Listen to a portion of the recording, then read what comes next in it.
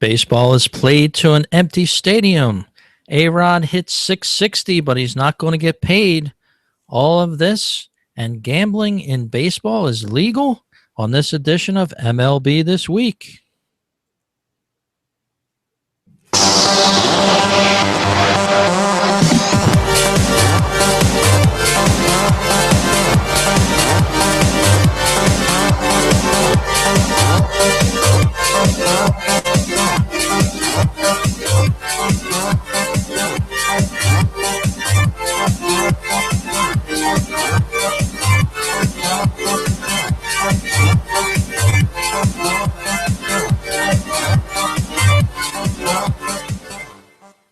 And welcome aboard to this week. It's the MLB This Week Show podcast. My name is Rich. And I'm Gary. And hello, Gary. Baseball was played this week in Baltimore, and not a single fan was in the stands. Amazing. Hard to believe, Rich, but with all that's going on in Baltimore, I guess they found it safe to play the game there and get it over, finish off that series, because they did cancel 2 games. And but they left the park with nobody in. They wouldn't let anybody in. Yeah, and as we did our podcast last Sunday night, the trouble was just starting. As we reported last week, after the game, everybody was locked in the stadium as dangerous conditions warranted that around the baseball stadium complex, and right outside of that area, practically a war zone and a riot zone. So baseball decided to call a couple of games, and then they made a decision to play one with no fans. And I'm not so sure that was the best decision, Gary. Yeah, I think they could have canceled it and played it later in the season, although they did play out of the division. So I guess it may have been more difficult. And then the craziest thing was to go to Tampa Bay, let them go to Tampa Bay and play the game, but with Baltimore as the home team. Why didn't they just flip them? And they had, Tampa Bay's in the division, so they have to play them more later in the season. They could have just took a set that they were going to play in Baltimore later or Tampa Bay, I should say, later in the year, and made that in Baltimore and at a later date, when things have calmed down there. But they decided to do that this weekend series, play it in Tampa Bay, but Baltimore will be the home team. But kind of silly, I think. But as far as canceling the games and everything, there was some incidents last Saturday night. There was some film that did get out, some video of people being jumped, and picture of a girl being had a trash can full of beer cans thrown at her, and some other people getting beat up out. And they rushed, like it looked like they rushed back into the stadium. So it's a sad situation going on in Baltimore, and you got to feel for the players and of course all the people in Baltimore. But yeah, they made an unprecedented move and canceled those games. So and then played that one before anybody, and it really was surreal, Rich, like you said. Yeah, they could hear echoes throughout the stands. And as we were talking about a little bit before the show, you were telling me the Orioles catcher was out there signing fake autographs before the game and things like that. It's kind of surreal, and that's what the radio broadcast was saying as the game was going on. There was just, like a high school game being played with no fans in the stands, and it's just amazing how the fans really make a baseball game, it seems. Yeah, and interestingly enough, they did show video of fans outside the stadium looking in through a wrought iron fence and could see part of the game because they were not allowed in the ballpark. And didn't look like they were in any danger, but it was a handful. And I guess they figured if there was a lot, then that would have been a magnet for these agitators that have been coming into Baltimore to stir up problems.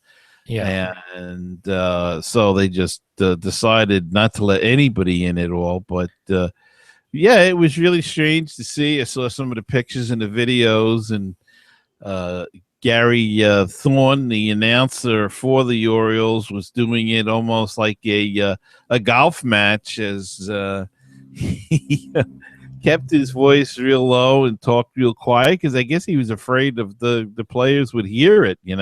It was so empty, and as you say, with the echoes and everything else. So Yeah, there was quite a amount of fans out behind locked wrought iron gates cheering the Orioles on. And it was a shame, for the fans. They got locked out.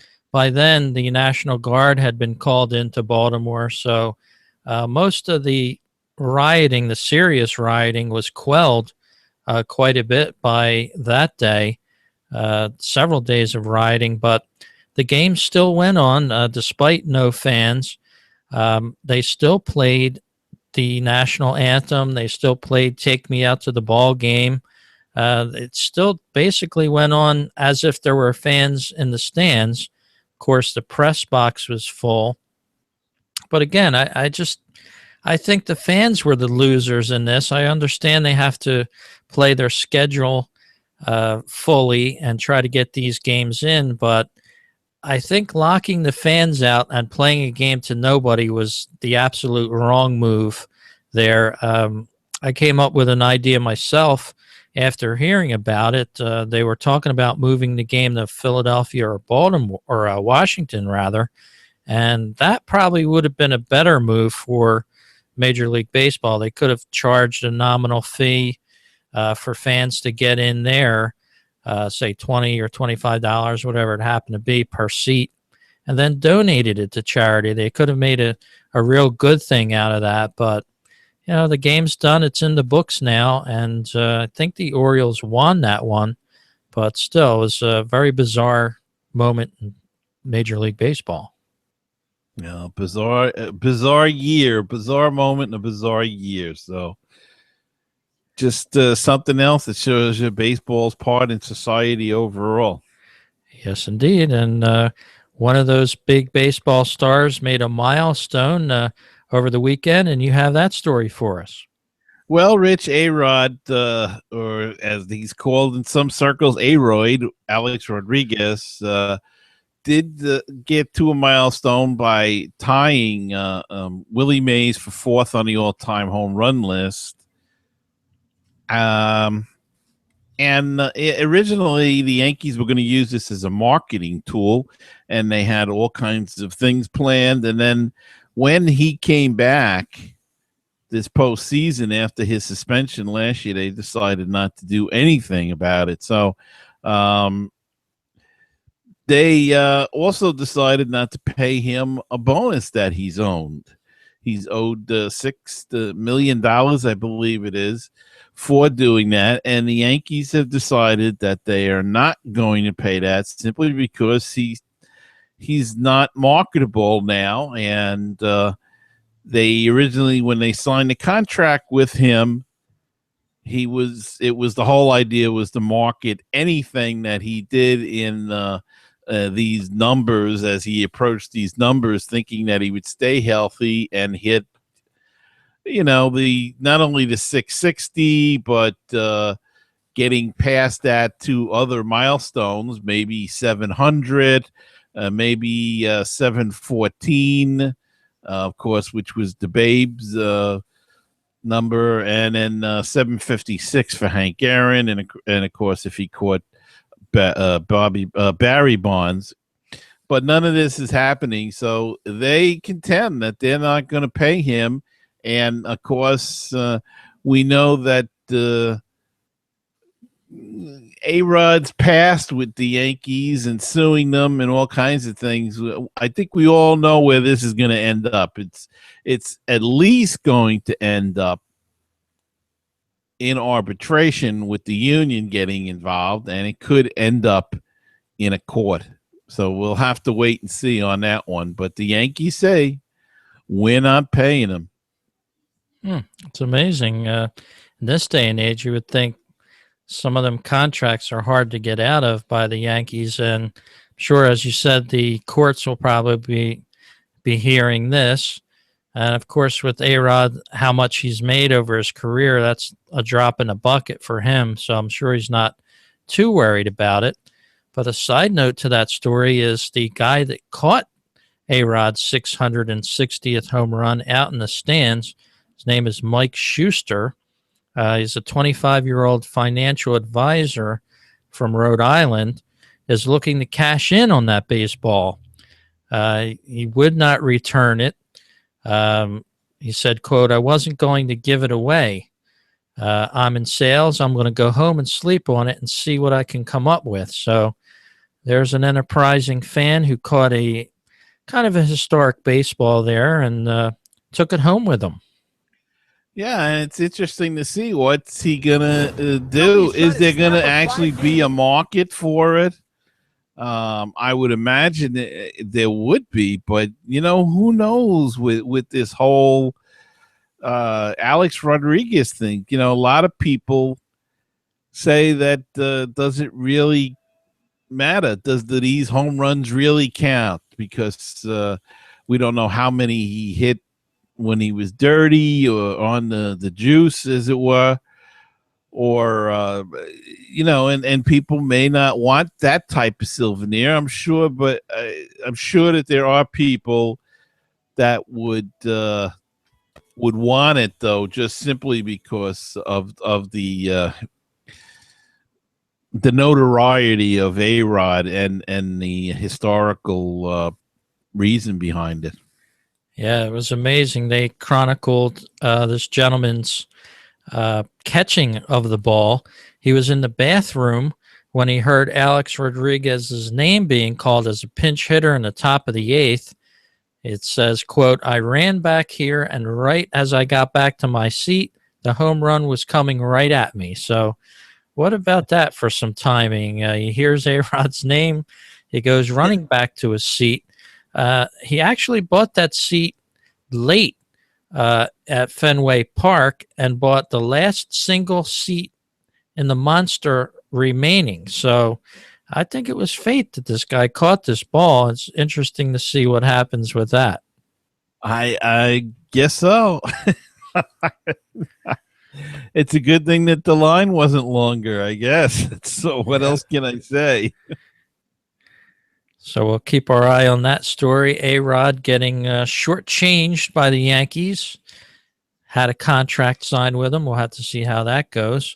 And Gary, for the podcast and our listeners, I signed up over the weekend for one of the hottest things in sports as a demonstration. Wanted to check it out for myself and for the podcast, and I'm back to report on it. And that, of course, is fantasy baseball betting. And just a few short years ago, if you remember, Gary, Bloomberg Sports came out with a great fantasy baseball tool that a lot of people signed up for. They were in with MLB. They were promoted on MLB, but it sort of never went anywhere. Just some random fans that were in different fantasy baseball leagues used it, but they would not pay for it. I think it was like $25 or $30 a season to sign up for it.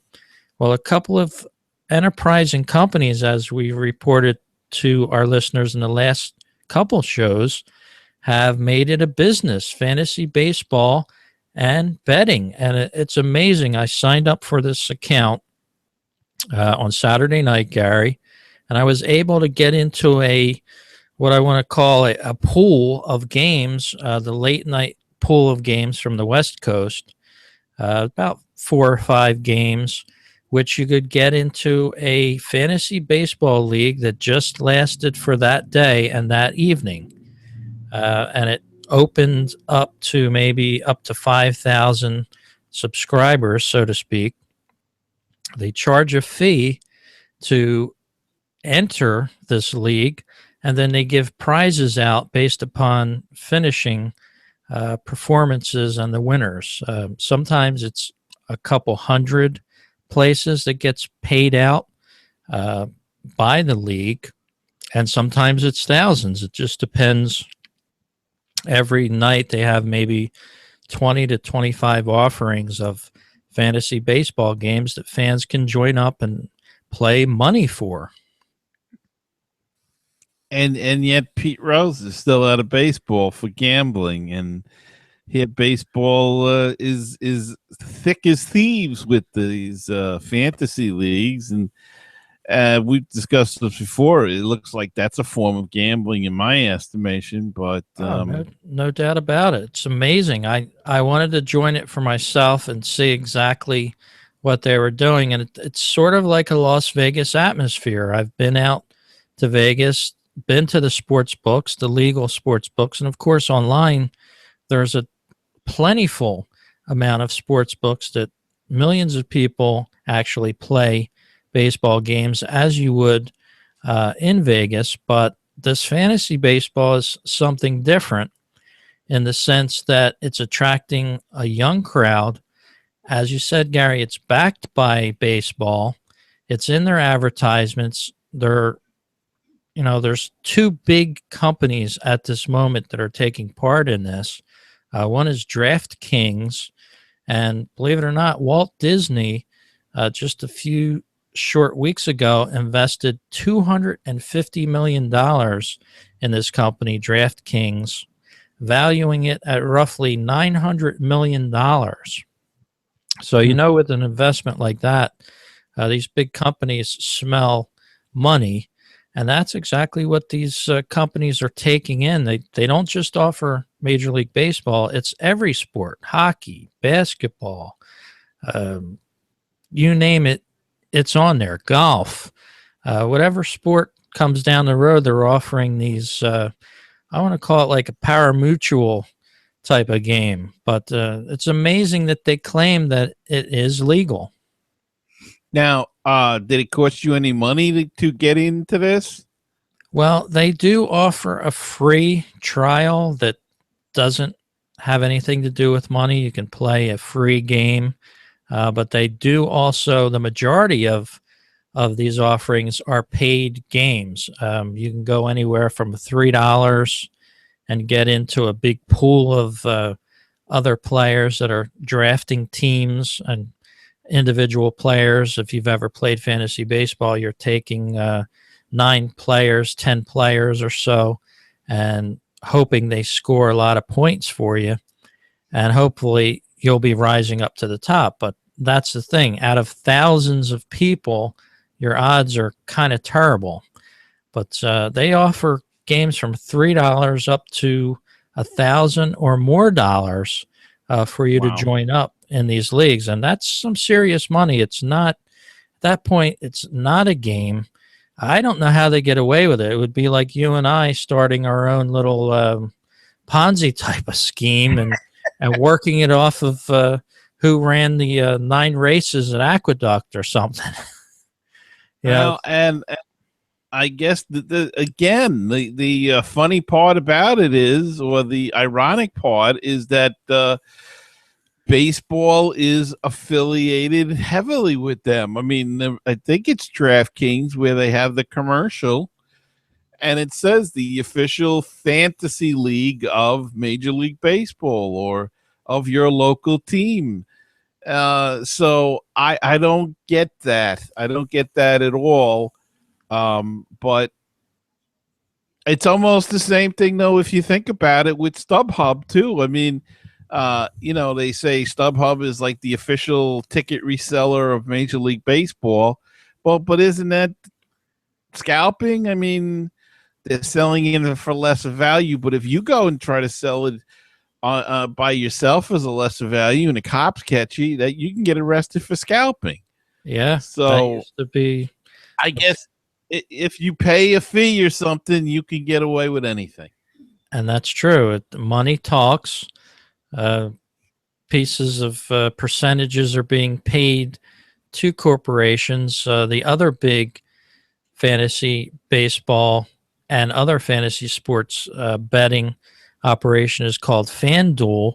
They're actually backed by Comcast and other big companies, a lot of venture capital companies. And it's just amazing that nobody's said anything that, that this isn't legal. And it's amazing that, it they get away with it, in my opinion, because it's nothing more than gambling. It almost reminds me of Keno.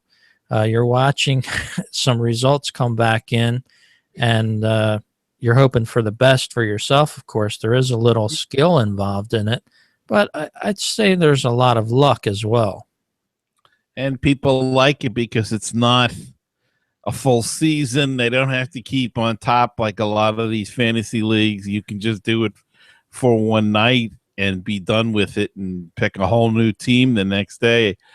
But again, they want to come down so hard on Pete Rose. They still say that the gambling's the worst, and here they're associating themselves and actually promoting this fantasy league stuff. And they can say all they want that it's got nothing to do with gambling, but if you got to pay money to get into this, and you can win money back, then what do they call that? I mean, prizes they're going to call it, but a prize is they're giving you a toaster or something. But exactly. And what DraftKings says on their website is, quote unquote, it's a game of skill.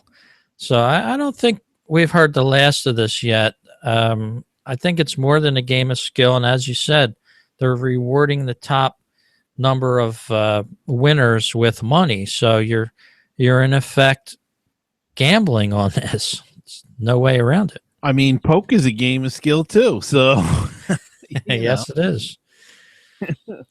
So we'll have to keep our eye. A lot of big money changing hands. I know New Jersey was out after some online gaming. They were looking to capitalize on maybe some sports betting as well.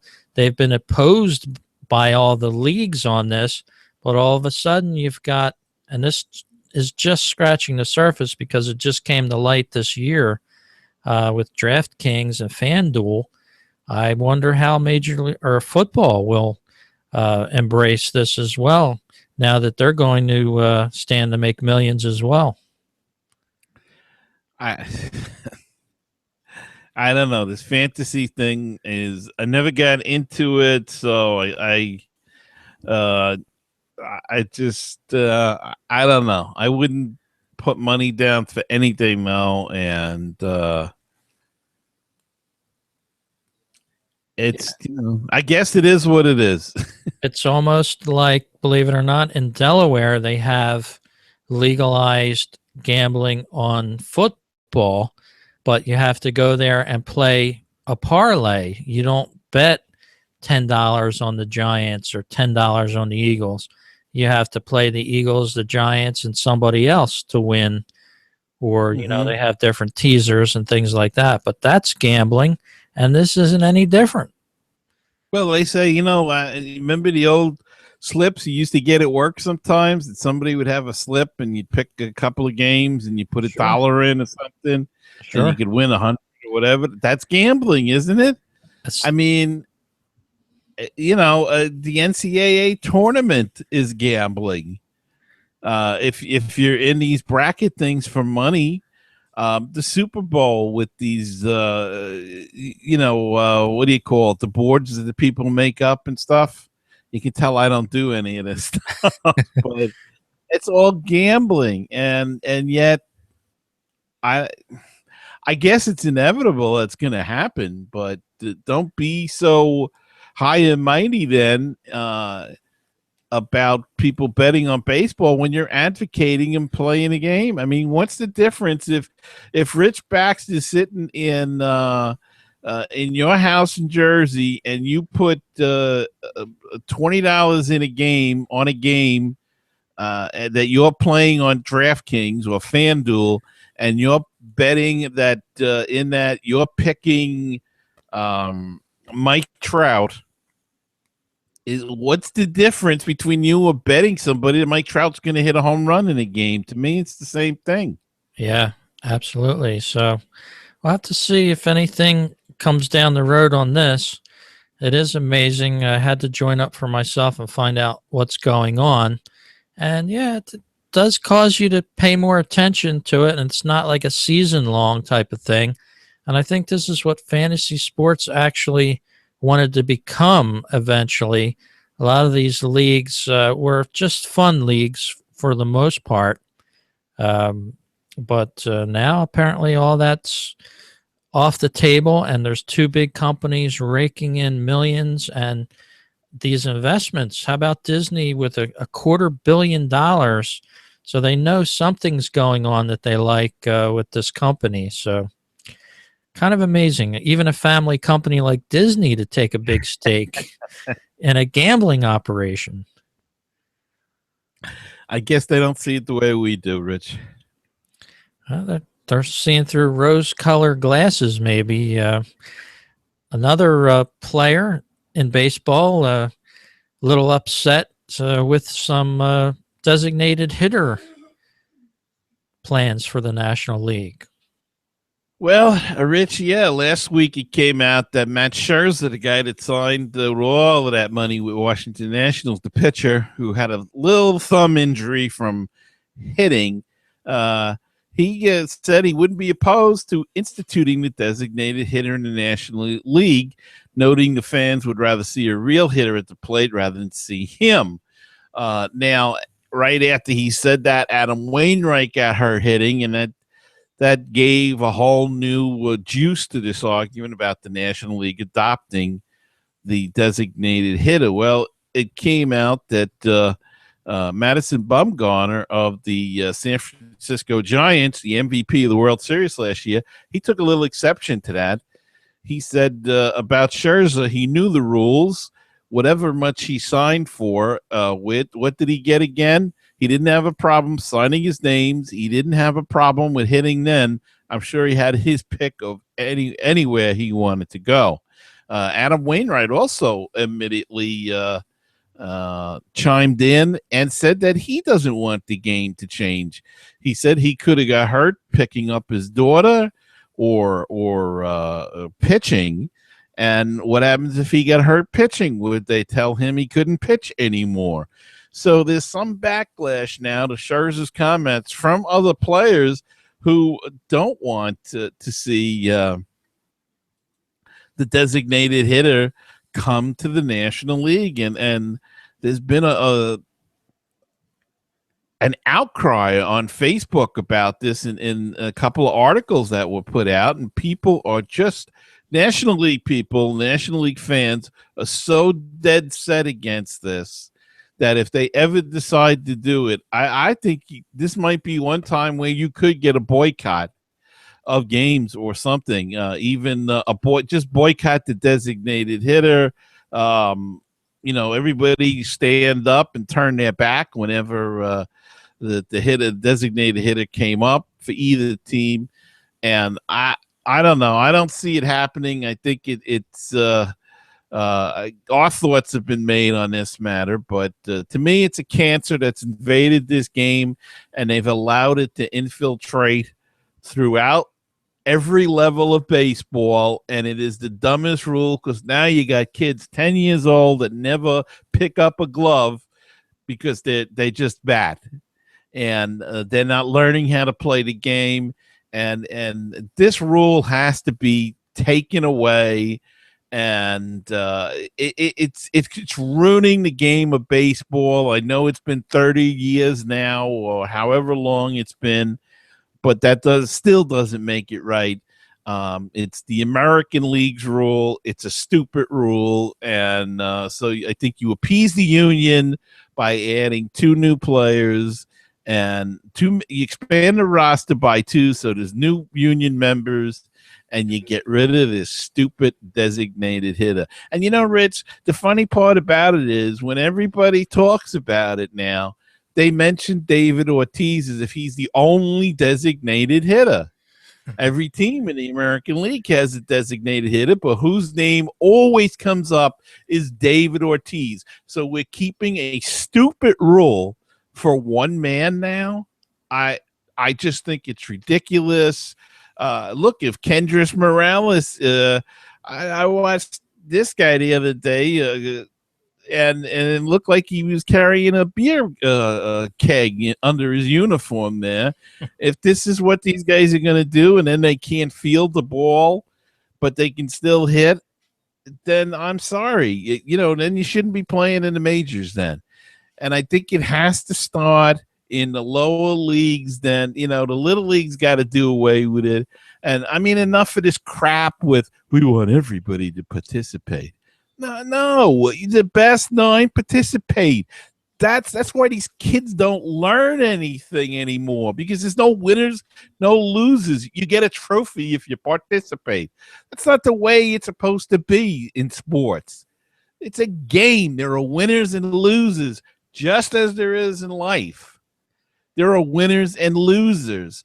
These kids are going to go for jobs and not get them. And I'm on my soapbox now, I know, and I hope you'll excuse me. But these kids are going to go through life, and they're going to get cut out of job promotions. What are they going to do? Are they going to whine? Are they going to? They're going to, cry? Are they going to quit? That's life.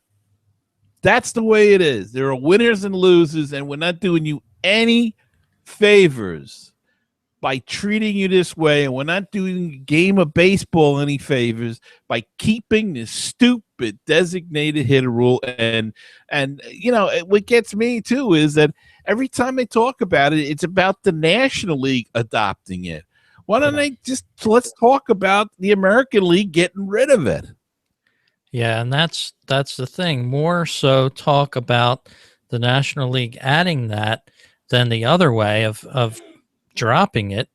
And of course, a lot of the argument is that they want to create more offense, and they think that this designated hitter does that. It really doesn't for the most part. But we'll have to see what happens with it. I was watching a game the other night, and the announcers seemed to be very sure that this was going to come to the National League at some point, designated hitter. So I don't know if they had the inside word on it or something like that, but maybe baseball is adopting this in a sense to pick up offense, as they have with the times of the games with baseball. And of course, that's our next story. We're going to lead right into it. The MLB has announced that in the first month of the new timing rules that are involved in the game, they have shaved 8.5 minutes off of the average game during the first month. So the Players Association now is trying to get baseball to rescind fines that will be levied starting now in May. If there is an infraction, these players could be fined anywhere from $100 to $500 for infractions of leaving the batter's box, to even more. So on May 1st, that kicked in, and now Tony Clark, the executive director of Major League Baseball Players Association, says that the union feels the penalties should be relaxed or eliminated because the new rules have already been so effective. So we'll have to see if baseball agrees with him. I don't think they'll relax this just yet, Gary, but 8.5 minutes a game, hardly noticed. And that argument by Tony Clark is absolutely stupid. It's the time has gone down because they're trying to get used to something so they don't get fined. If you take the fine, then they'll go back to doing what they did before. So the argument is stupid. It's ludicrous. Let's do a whole year with fines and see if then you want to relax them a second year because everybody's getting used to it. But just because you did it for a month and the times went down. And here's the other thing that gets me about that. I don't know. Maybe you know where to look. I tried to get a breakdown by leagues, and I couldn't find it. Everything seems to be lumped into Major League now. And I think that's to cover the American League. Because if you get, if the National League's games are down by 30 minutes or 20 minutes shorter, and the American League is down by 2 minutes, when you average it out, you're going to get 8.5. I mean, I didn't do the math, but I'm saying you're going to get a lower number when you add more teams in. Yeah, that's for sure. By leagues, what is it? And if it's more in the National League, doesn't that show you that your designated hitter is dragging down this? And how do you want more offense and quicker games? The two don't go together.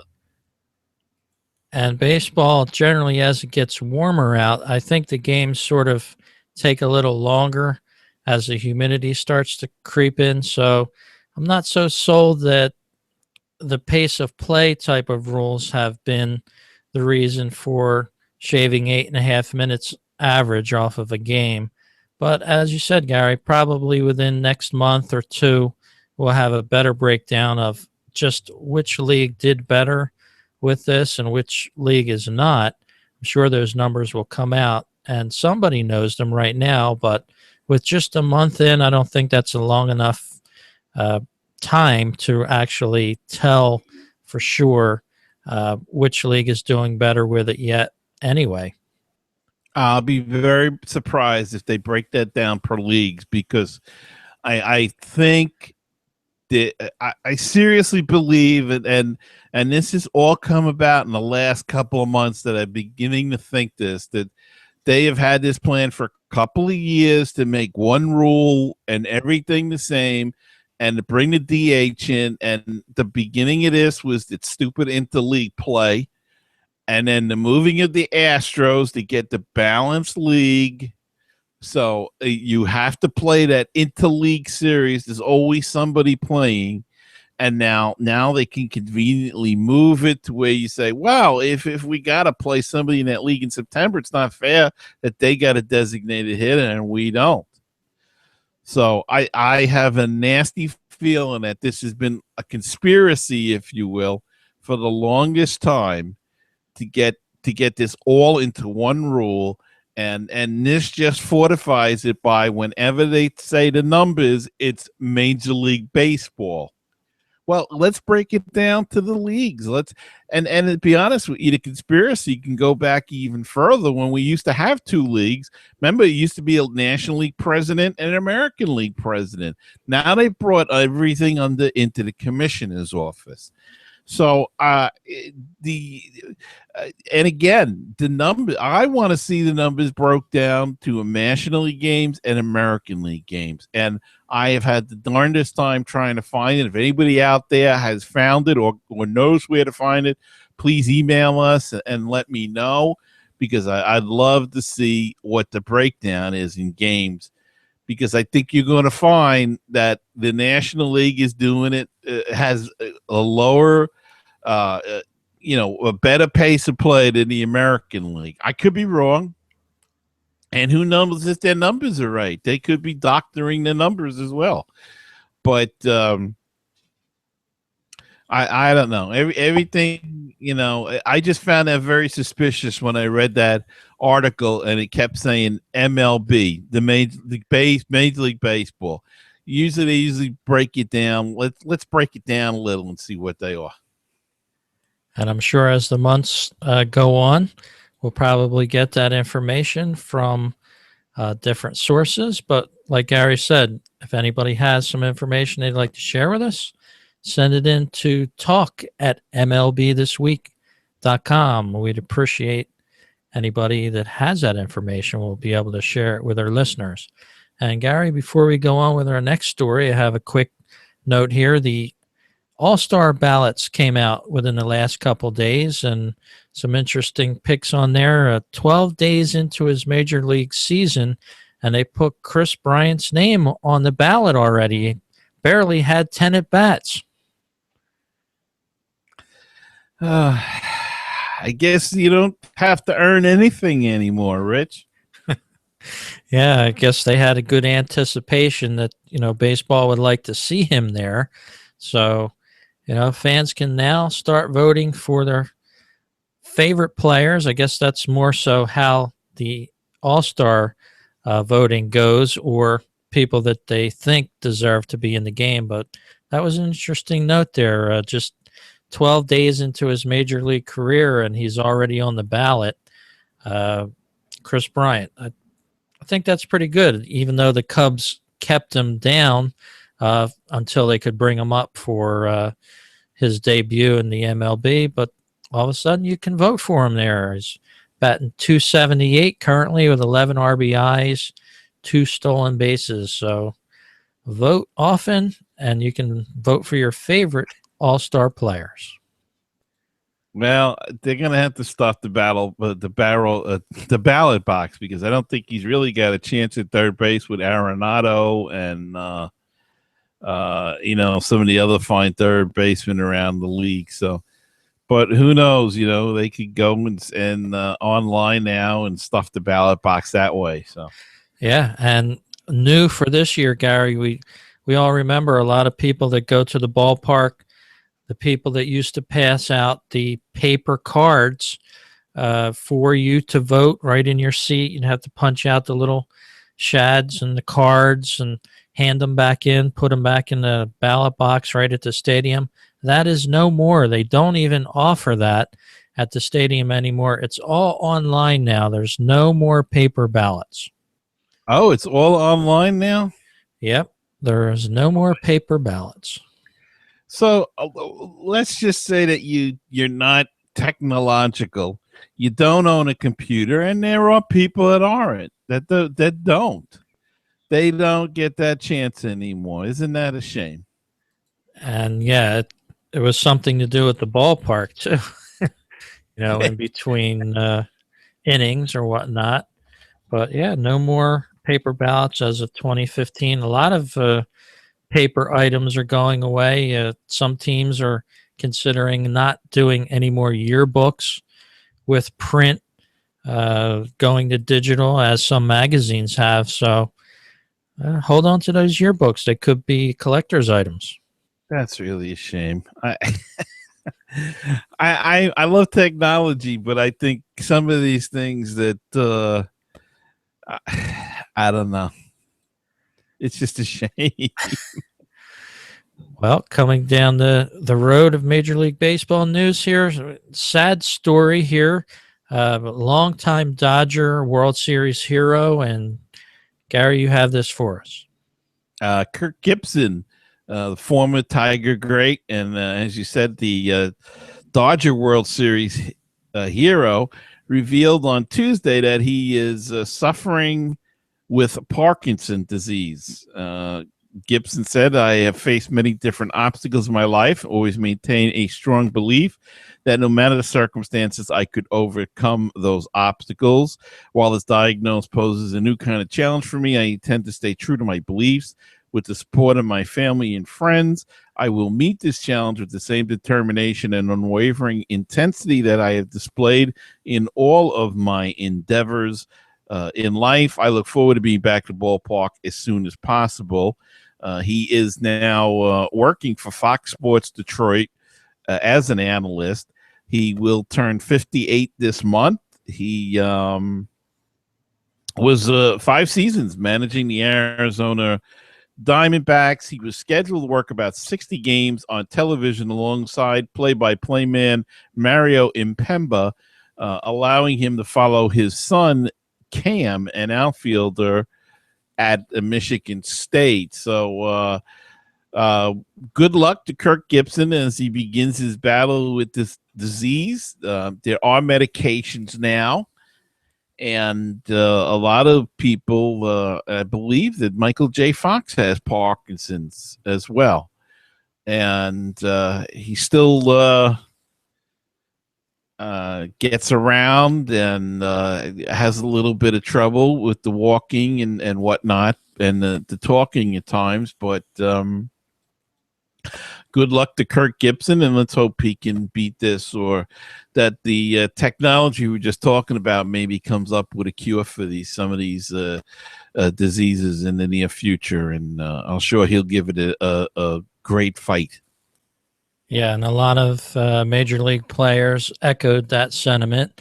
They said Gibson is a true battler, and he knows no other way than to take on this as a battle. He's willing to accept the challenge of it, and we wish him the best. All the best to Kirk Gibson. Another former major league player is in the news in the past week. Pedro Martinez going to be releasing a memoir, a new book called Pedro. It's being billed as a bold, no-holds-barred memoir from one of the most dominant and dynamic pitchers to ever play the game. That comes from the book promotion itself.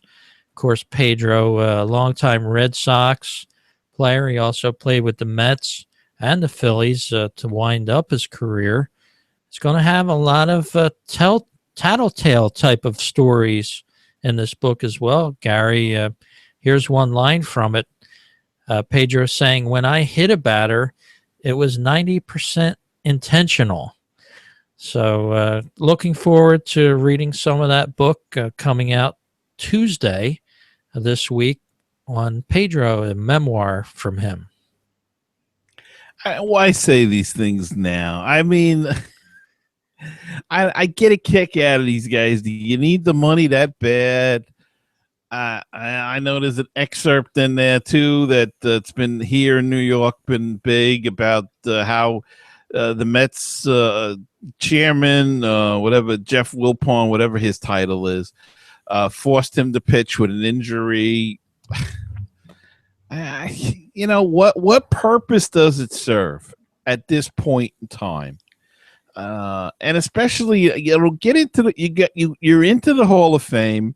You could have waited another year now, because now it kind of I don't know, it kind of taints the whole ceremony thing. It's kind of slimy to me that he's got to release this book now and release it next year after you're in the Hall of Fame. You want to make enemies going into the Hall of Fame? I don't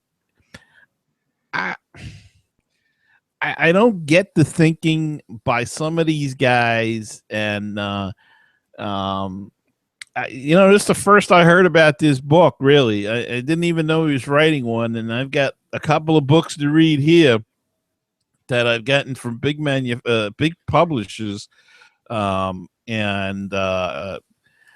I don't know. I just think these guys shooting their mouths off after the fact is a little ridiculous. And do you want to burn your bridges that badly?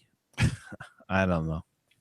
Yeah, most of the time, most of these baseball books don't reveal too many insider happenings.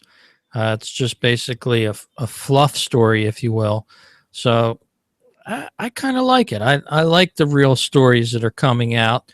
I know I've interviewed many book authors around baseball. They don't want to reveal certain stories that happened. They don't want to let the public know what really went on certain occasions. But apparently this book will be a little bit different. So as you said, it's got some odd timing, Gary, especially with Pedro going into the Hall of Fame. But I believe this book was planned before he was elected into the Hall of Fame. So he really didn't know for sure that he was going into the Hall well before this book was announced back in October. 2 years ago, actually, they announced it. So it's just coming to light now. Well, I mean, that's all well and good, but then release it, like in February after he got elected. Now it's getting close to that. Don't you think that's going to maybe a little be uncomfortable? I mean, what happens if there's a guy he didn't get well along with that's up on that in the Hall of Fame? It's up on that podium with him. It's not going to be all happy and jolly if they all know now that he meant to hit them all the time. I mean, they probably know. Release it earlier or release it after the ceremony. But you know what this is? There's a whole bunch of baseball books coming out. In fact, next week I'm going to do a little review on a book that I just read. And they all want to get the market, I guess, because it's baseball season now. But I don't know. I just, I just don't like it when these guys, because sometimes you don't know whether they're lying or not, and I don't know what I'm like flabbergasted tonight with some of these stories, to be honest with you. Yeah, it kind of makes you think, and as you said, it offers some new ways to look at it, especially if you're letting some secrets go that probably shouldn't be told to the general public. It's done and over with. Water under a bridge, so to speak. But the name of the game is also selling books. So where some people have just gave an overview of the game in a certain way, looks like Pedro is going to dive a little bit deeper into it. Of course, I don't care for the way he attacked that one Yankees coach that one time. I'm curious to see if he'll have a small portion of his book about that. He went over and tackled him. I think the guy was about 70 years old. Yeah, Don Zimmer. Yeah, his name escaped me for a moment, but and I do believe he just recently passed away. But that was a bizarre. You don't see that too often in sports. So I wonder if he'll donate a page or two and let us know what really went on in his head when he decided to do that. I don't know, Rich. And you have a story coming up about a player that does something best. Well, the award for best hair in baseball, yes, I said hair, Rich, has been without an owner for a long time to that title. The offseason, we saw Andrew McCutchen cut his dreadlocks. Henry Mejia of the Mets cut off his signature locks before he got suspended for half the season. And there hasn't been like anybody really. Bryce Harper, some people might say, but his just looks stupid more than anything else. And I'm not a big fan of this look either, but Carlos Gomez has stepped up with, I don't know what you'd call it. He may be on I think he's currently on a disabled list, but apparently he had a lot of work done and had the time to work on his hair. And if you're watching the video, you can see his hair. I don't know how you describe it other more than perhaps a Roman gladiator or Roman soldier's helmet. That's what it looks like, his hair. I guess it's stylish. Yeah, I think it's sort of like a new wave artist from the early 80s. Yeah, I don't know. But there it is, and I guess he's the winner of the best hair in baseball, the best hairdo in baseball at this point in time. I guess the taste of like beauty is in the eye of the beholder. So Carlos Gomez with his Roman soldier helmet look. That's amazing. Yeah. I like as baseball winds up throughout the season, they'll start comparing mustaches and things like that. And of course, beards are always real big. But yeah, Gomez now takes the cake. I think Bryce Harper gives him a little run for his money sometimes, but he's got some weird dues as well. So we'll have to keep our eye on both of those players. Bryce Harper's get that whole. I think it's a quasi Brad Pitt from that movie look. The one about the tank.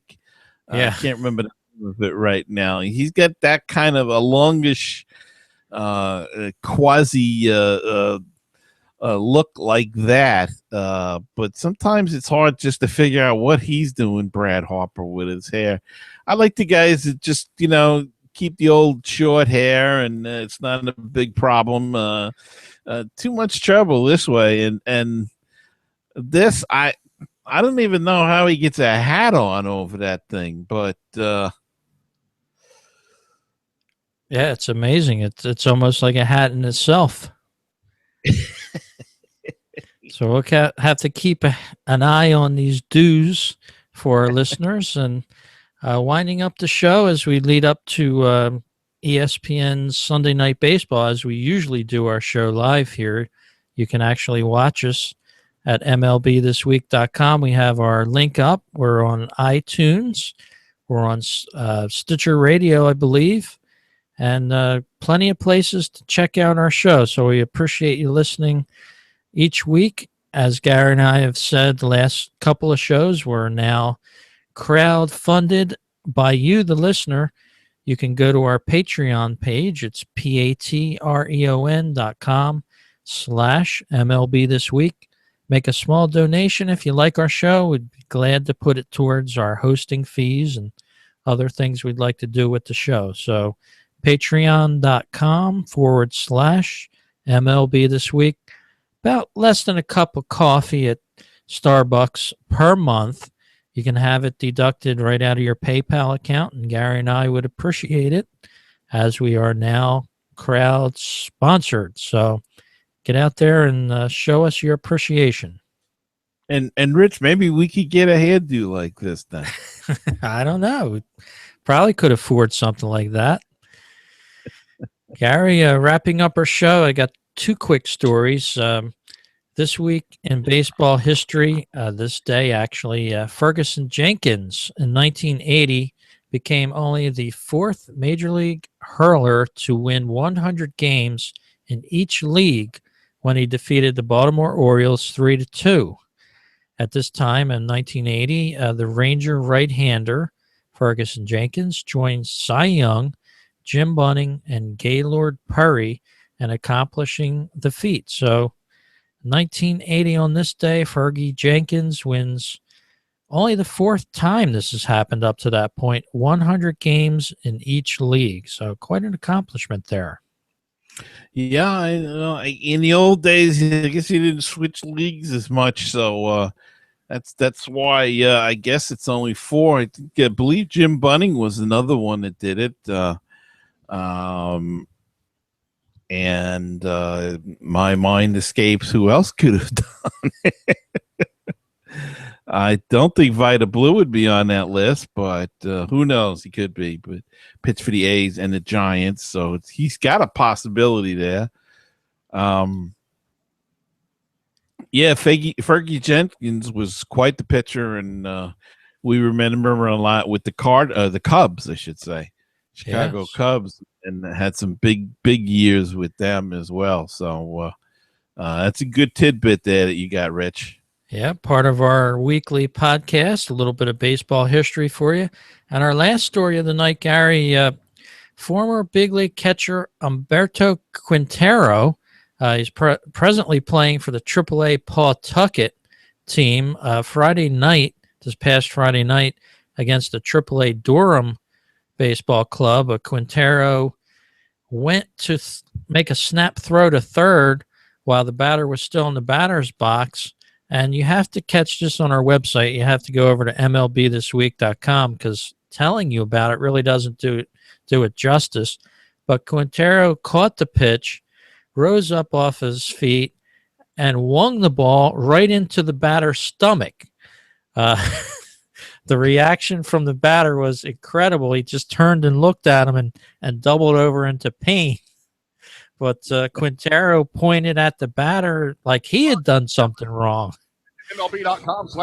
So it's just an amazing story there. And again, you can check it out if you didn't see it already on the web. On our website, I'll have it posted under this week's show, number 48 of MLB This Week. Humberto Quintero making a snap throw to third, but it ended up in the batter's stomach. Just hilarious. Wow. Hilarious exchange there. You have to see it for yourself. I got to see that because as a catcher, I don't know how I could see if he hit him with his arm, but to actually release the ball and hit him, wow, that's must have been an outside pitch or something to a righty, So pretty interesting stuff, Rich. Yeah, he just rose off his feet, threw it as hard as he could, but it went right into the batter's stomach.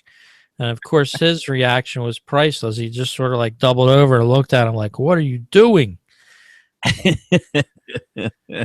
Well, Gary, that about brings us to a timely close of this week's show. We want to thank everybody for listening. Subscribe to us on iTunes. And if you would like please give us a review if you like the show.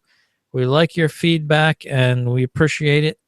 Right on iTunes if you want to give us a feedback, or send us an email to talk@MLBThisWeek.com.